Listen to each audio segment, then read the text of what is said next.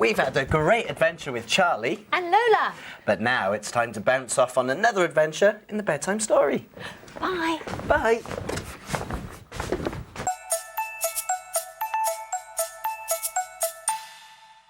Hello, I'm Will.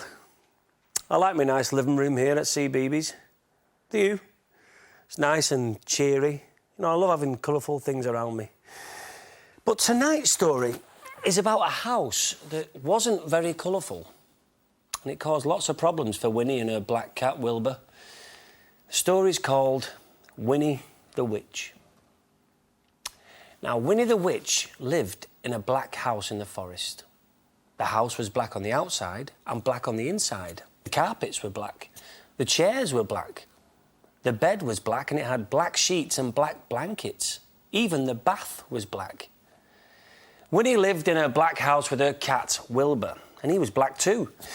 And that is how the trouble began. See, when Wilbur sat on a chair with his eyes open, Winnie could see him. Well, she could see his eyes anyway.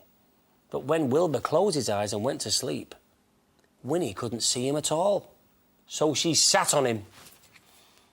When Wilbur sat on the carpet with his eyes open, Winnie could see him. Well, she could see his eyes anyway. But when Wilbur closed his eyes and went to sleep, Winnie couldn't see him at all. So she tripped over him. So one day, after a nasty fall, Winnie decided something had to be done.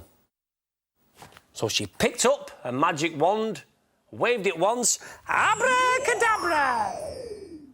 Wilbur was a black cat no longer. He was bright green. Now, when Wilbur slept on a chair, Winnie could see him. When Wilbur slept on the floor, Winnie could see him. And she could see him when he slept on a bed. But Wilbur was not allowed to sleep on the bed, so Winnie put him outside in the grass. When Wilbur sat outside in the grass, Winnie couldn't see him, even when his eyes were open. Winnie came hurrying outside and tripped over Wilbur, turned 3 somersaults and fell into a rose bush. This time, Winnie was furious. She picked up her magic wand and waved it 5 times, and abracadabra! Wilbur had a red head, a yellow body, a pink tail, blue whiskers, and 4 purple legs. But his eyes were still green. Now, Winnie could see Wilbur when he sat on a chair, when he lay on the carpet, when he crawled into the grass, and even when he climbed to the top of the tallest tree.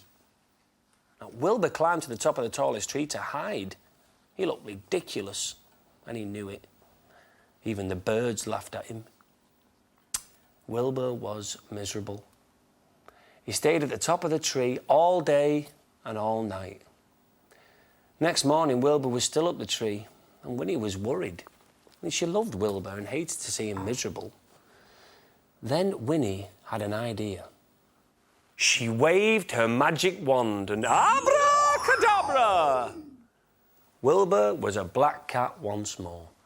He came down from the tree purring. Then Winnie waved her wand again and again and again. Abracadabra! And now, instead of a black house, she had a yellow house with a red roof and a red door. The chairs were white with red and white cushions. The carpet was green with pink roses. The bed was blue with pink and white sheets and pink blankets. The bath was a gleaming white. And now Winnie can see Wilbur no matter where he sits. And that story was called Winnie the Witch.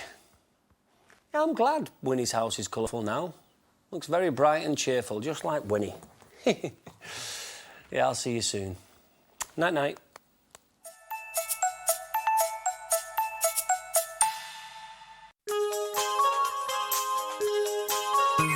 The time has come to say good night, to say sleep tight till the morning light. The time has come to say good night, it's the end of a lovely day. We had so much fun today. Tomorrow's just a dream away.